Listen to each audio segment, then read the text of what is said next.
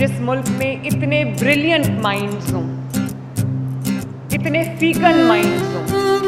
इतने मेहनती बच्चे हों, जो वसाइल की कमी के बावजूद,